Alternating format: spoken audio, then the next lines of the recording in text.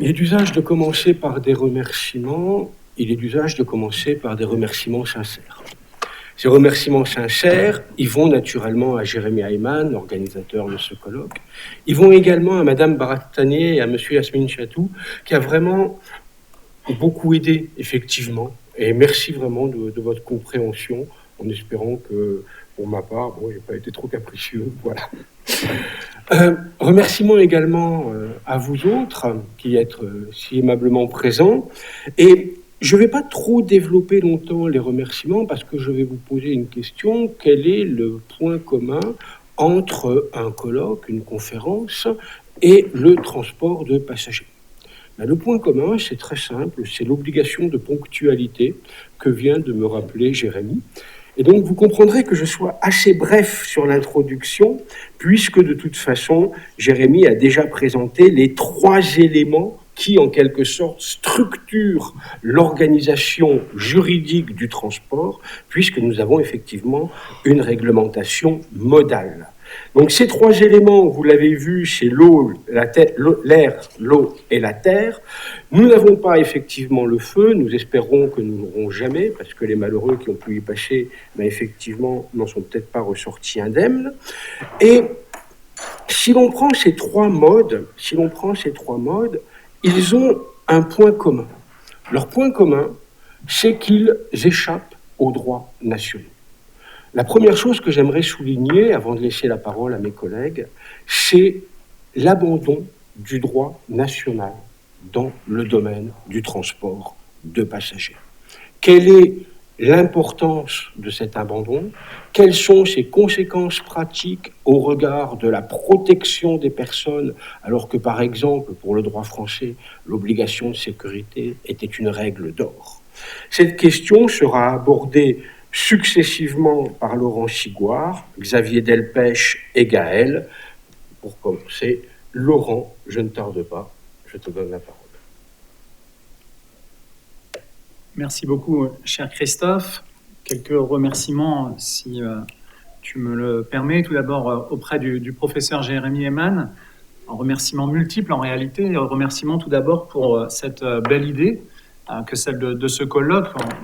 Votre doyen l'a signifié, Christophe l'a rappelé, c'est vraiment une très belle idée, très actuelle et qui va nous permettre, je l'espère, d'avoir de beaux échanges et en tout cas de pouvoir faire de modestes contributions à cette réflexion. Merci aussi, cher Jérémy, de nous permettre, nous les transportistes, de nous réunir aussi, puisque c'est toujours un plaisir, et je le dis là, tu as dit les remerciements doivent être sincères, mais c'est un vrai plaisir de se retrouver avec vous et d'échanger avec vous.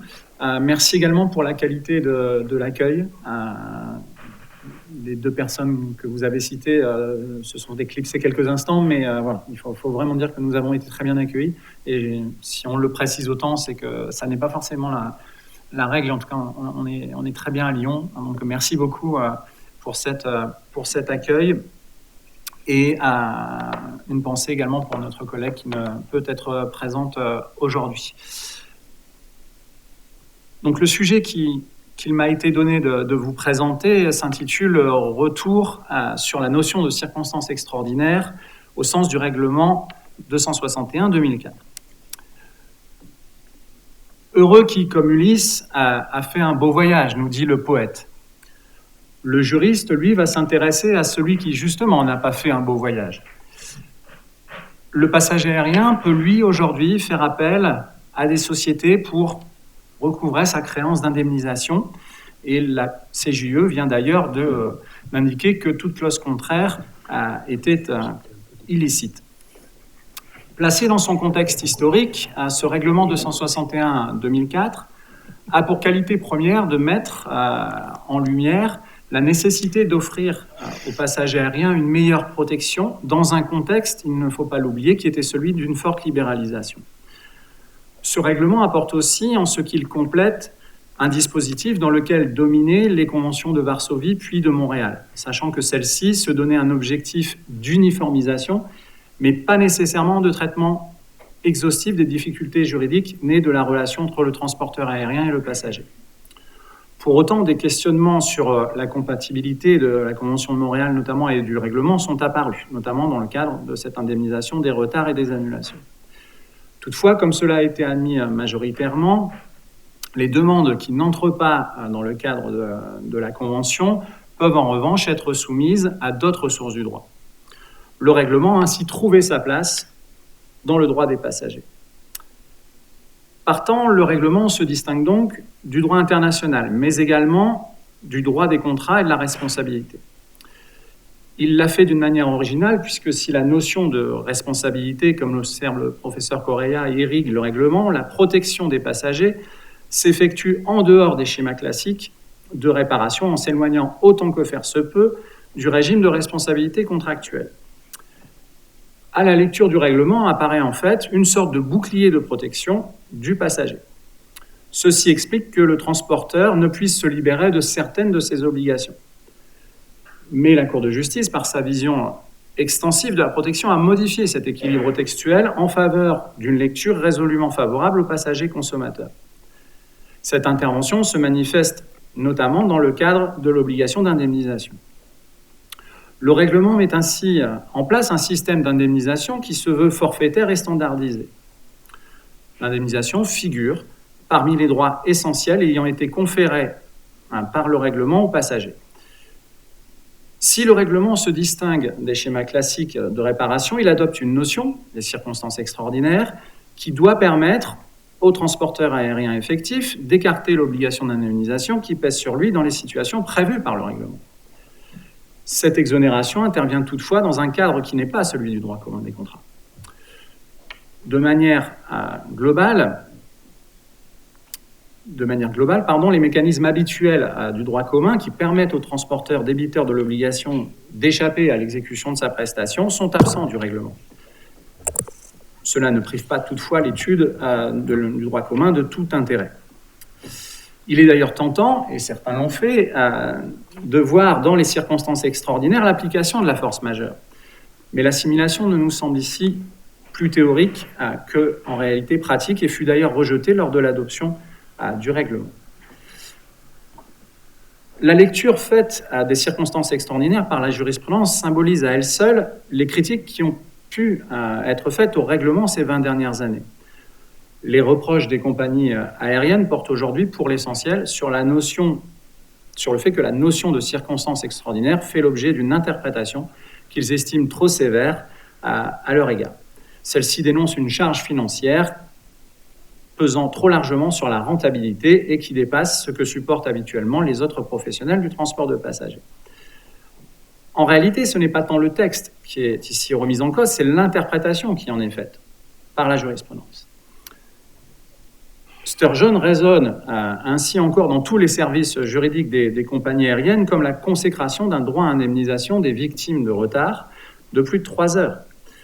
Outre que le règlement ne prévoit pas cette figure d'indemnisation, cette décision bouleversa l'équilibre des droits et obligations en faveur des passagers, puisque ceux-ci sont plus nombreux à être victimes d'un long retard que d'une annulation ou d'un refus d'embarquement. En toute hypothèse, cette extension de la jurisprudence devrait trouver une limite dans les circonstances extraordinaires. Mais la Cour de justice rappelle régulièrement que dans la mesure où ces circonstances constituent une dérogation à l'objectif poursuivi par le règlement qui est un niveau de protection élevé des passagers, cette notion doit faire l'objet d'une interprétation stricte, suivie en cela par la Cour de cassation française. Et c'est alors que la boucle se referme, on assiste ainsi à un bel effet de ciseaux. Celui-ci nous invite à revenir tout d'abord sur la vision textuelle des circonstances extraordinaires avant de nous intéresser à la vision jurisprudentielle et enfin, si Monsieur le Président m'en laisse le temps, sur les perspectives de réforme. Vous voyez, je prépare déjà le terrain pour un retard. Retour sur la vision textuelle des circonstances extraordinaires. Notons ici l'absence de définition textuelle. S'intéresser à la notion de circonstances extraordinaires, c'est avant tout revenir au texte en principe. L'article 2, qui propose les définitions essentielles à la compréhension du règlement, fait l'impasse sur la définition des circonstances extraordinaires, alors que c'est la pierre angulaire du règlement. Cette anomalie textuelle pourrait être sans conséquence si la notion ne prêtait pas autant le flanc à l'interprétation. L'imprécision et l'incomplétude du règlement ont trouvé pour partie des réponses dans ce qu'on peut appeler le maquis jurisprudentiel. Au sein de celui-ci, nul doute que l'essence la plus souvent rencontrée n'est autre que celle de circonstances extraordinaires. À défaut de précision textuelle, cette notion désigne, selon la jurisprudence européenne, des événements qui, par leur nature ou leur origine, ne sont pas inhérents à l'exercice normal de l'activité du transporteur aérien et échappent à la maîtrise de celui-ci. Ces deux conditions sont cumulatives et leur respect doit faire l'objet d'une appréciation au cas par cas. Comme il a été rappelé dans l'arrêt de la CJUE du 16 mai 2024, le transporteur aérien dont le vol a été annulé ou a connu un retard important en raison d'une circonstance extraordinaire est tenu de démontrer que ces circonstances n'auraient pas pu être évitées, même si toutes les mesures raisonnables avaient été prises et qu'il ait adopté les mesures adaptées à la situation, à même d'obvier aux conséquences de celle-ci, sauf à consentir, nous dit la Cour, des sacrifices insupportables au regard des capacités de son entreprise au moment présent. Il existe plusieurs manières en réalité de fixer une notion. On l'a vu ici, pas par le texte. Le règlement opte, lui, pour un système un peu original, qui est celui de l'exemple. Et cela commence avec le considérant 14. Celui-ci nous dit que de telles circonstances peuvent se produire, en particulier en cas d'instabilité politique, de conditions météorologiques lyonnaises, je plaisante, incompatibles avec la réalisation du vol concerné, de risques liés à la sécurité, de défaillances imprévues pouvant affecter la sécurité du vol, ainsi que de grèves ayant une incidence sur les opérations d'un transporteur effectif. Le considérant 15 est dans la même lignée puisqu'il, lui, vise les décisions relatives à la gestion du trafic aérien. En théorie, l'illustration est favorable à l'interprétation de la règle. Qu'en est-il en pratique ? Prenons l'exemple de la grève. La grève est citée par le considérant 14 et pourtant son traitement jurisprudentiel consiste le plus souvent à l'écarter. Conscient du potentiel pouvoir libérateur de la grève, les transporteurs ont tenté plusieurs fois d'obtenir la reconnaissance de celle-ci comme circonstance extraordinaire auprès de la CJUE. Cette dernière dut notamment répondre à la question de savoir si un mouvement de grève destiné à porter des revendications salariales de travailleurs entamé à l'appel d'un syndicat de personnel d'un transporteur par solidarité avec celui qui avait été lancé contre la société mère, qui est suivi par une catégorie seulement du personnel de cette filiale, dont la présence est nécessaire pour opérer un vol, et qui se poursuit au-delà, c'est très important, du délai annoncé. Eh bien, est-ce que ce type de grève est, au sens du règlement, une circonstance extraordinaire ? Pour la CJUE, une grève déclenchée et suivie par les membres du propre personnel d'un transporteur constitue un événement interne, j'y reviendrai, à cette entreprise, y compris s'agissant d'une grève déclenchée à l'appel de syndicats, dès lors que ceux-ci interviennent dans l'intérêt des travailleurs de la dite entreprise. Et pour la Cour, ça n'est donc pas une circonstance extraordinaire. Toutefois, une telle grève pourrait recevoir cette qualification, nous dit la Cour, si elle trouve son origine dans la revendication que seuls les pouvoirs, dans une revendication que seuls les pouvoirs publics pourraient satisfaire et qui, dès lors, échappe à la maîtrise effective du transporteur aérien concerné. Ou alors dans un mouvement de grève, par exemple, déclenché par les contrôleurs aériens. La CJUE en conclut que le type de grève précédemment évoqué ne relève pas, je vous l'ai dit, de la notion de circonstance extraordinaire. Mais la grève est aussi un bel exemple de ce que sont les circonstances extraordinaires prises dans la dimension européenne. En effet, la notion de circonstance extraordinaire est une notion européenne dont la qualification est indépendante des qualifications nationales de la grève, et cela a notamment été rappelé dans un arrêt important de la CJUE du 6 octobre 2021. On ne peut pas faire dépendre tout simplement le droit à indemnisation, nous dit la Cour, de la législation sociale propre à chaque État. Il est un autre point qui est très peu abordé lorsque l'on aborde les circonstances extraordinaires, c'est l'absence effective de celle-ci, de la portée de celle-ci, sur les obligations d'assistance et de prise en charge. Le règlement est présenté comme trop protecteur des intérêts des passagers par les compagnies en raison du coût financier qu'elles supportent et de l'interprétation trop restrictive des circonstances extraordinaires. Les circonstances ont en effet un effet limité. Or, les compagnies ont en mémoire l'affaire du volcan islandais, et ce ne sont pas seulement les indemnisations qui ont alors pesé sur leur budget, mais bien les obligations d'assistance et de prise en charge. La question se pose dès lors de savoir s'il ne faudrait pas procéder à une refonte du règlement sur ce point. Dans l'actuelle version du règlement, les effets des circonstances extraordinaires sont limités à l'indemnisation.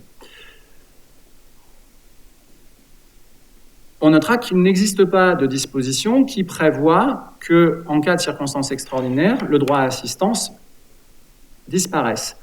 Le simple renvoi de l'article 8 à l'article 7, paragraphe 3, est jugé insuffisant par mon voisin, Christophe Paulin, pour que le droit au remboursement soit écarté en cas de circonstances extraordinaires.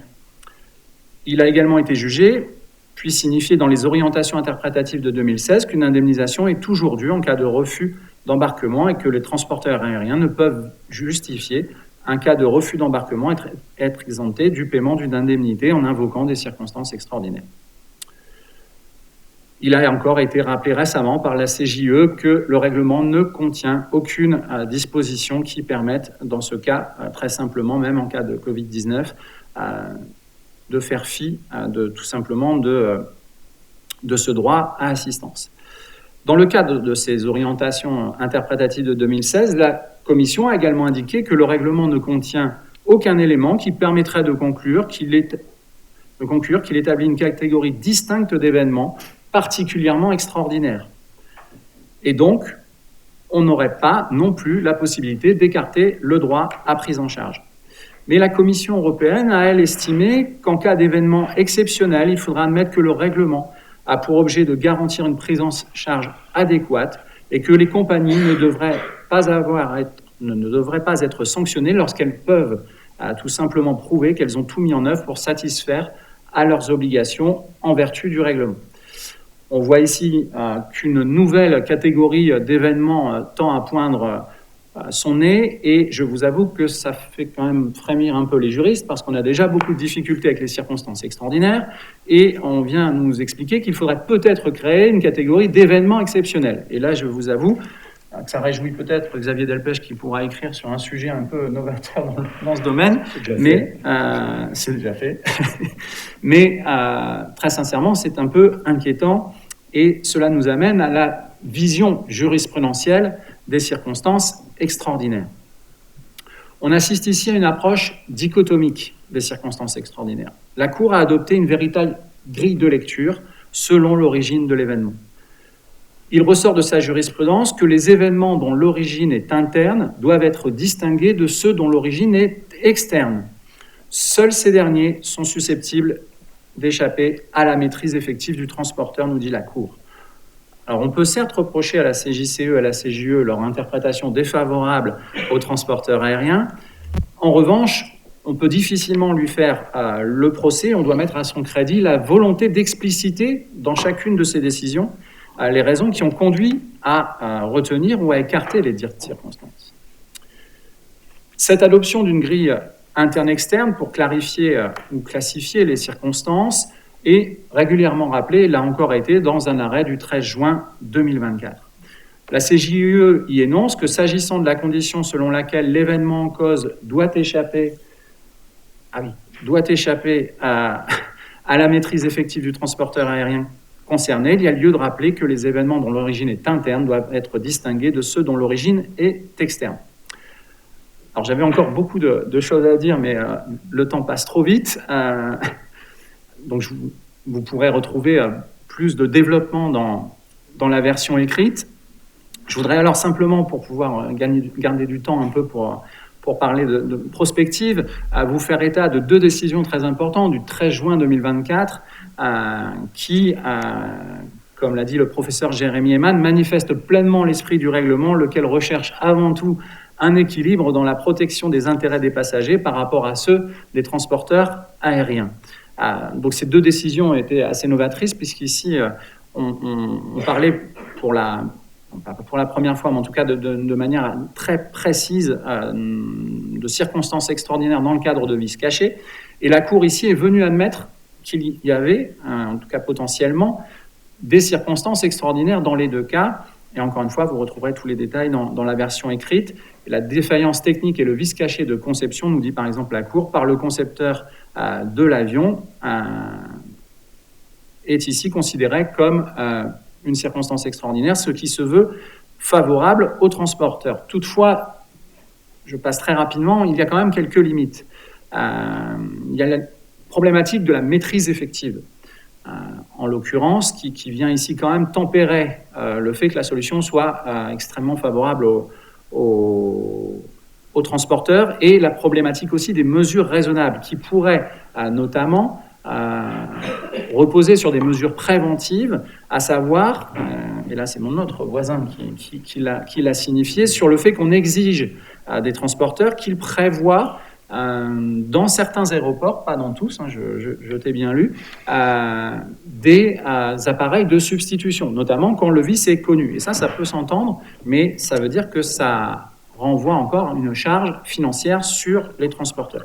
La Cour prend quand même bien soin dans ces deux décisions, je vais essayer d'aller très vite, mais de vous passer le message. La Cour prend quand même bien soin de mentionner, et c'est pour ça que je serai aujourd'hui au service d'un transporteur, je ne serai pas forcément très rassuré, que chaque situation doit être appréhendée par la juridiction de renvoi avec beaucoup de circonspection, et notamment d'aller rechercher s'il n'y avait pas de possibilité de faire autrement, pour simplifier mon propos.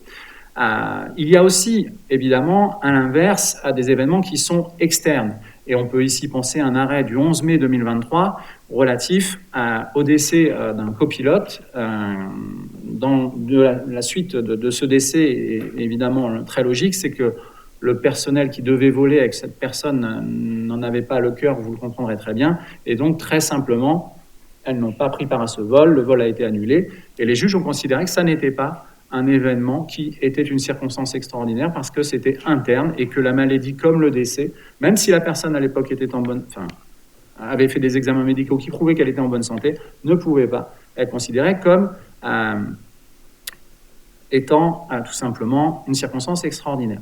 Pour essayer de tenir le délai et ne pas fâcher le président, je passe donc à l'analyse prospective en vous rappelant qu'il y a donc eu très simplement un mouvement que l'on pensait lancer de révision du règlement, et puis finalement les choses se sont un peu tassées, les orientations interprétatives de 2016 n'ont pas forcément abouti, mais il semblerait cette fois, enfin, puisque tu l'avais souligné en 2021, on l'attendait déjà, on est passé la seconde, si vous me permettez cette expression un peu triviale, puisque la Commission a proposé le 29 novembre 2003 un règlement en vue de modifier les différents textes applicables dans le cadre de la protection des passagers, et que surtout, on a un projet de communication qui est très récent et qui propose des lignes directrices interprétatives révisées sur les droits des passagers. Il y a ça des personnes qui ont écrit sur ce sujet sur la plateforme Village Justice, et qui devraient être adoptées au plus tard le 31 octobre 2024. Donc là, on a une deadline et a priori, cela devrait quand même avancer. Donc, on voit que sur le plan institutionnel, il y a quand même des choses qui se dessinent, et il me semble que cela va dans le bon sens, dans le sens d'une réforme. Enfin, quelques mots sur un projet de proposition française. Alors, j'en parle, mais c'est un peu délicat puisque j'en suis l'un des auteurs. C'est un projet qu'on appelle IFURTA, du nom de l'Institut de formation universitaire et de recherche du transport aérien d'Aix-Marseille, en date du 31 mai 2024, qui a été porté sur le plan universitaire par Nicolas Balla le professeur Nicolas Balla et moi-même, avec un groupe de travail constitué d'Anaïs Escudi ici présent, de Xavier Delpech ici présent et de Fabrice Pradon.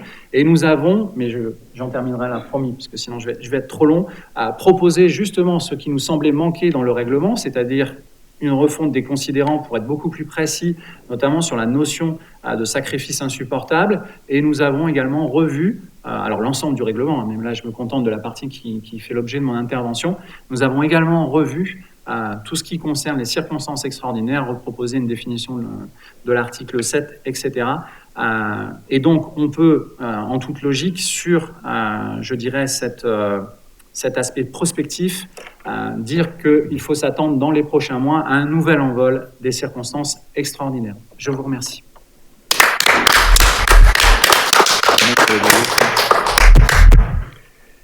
Merci beaucoup, chers collègues. Oui. Merci beaucoup, chers collègues, c'était parfait.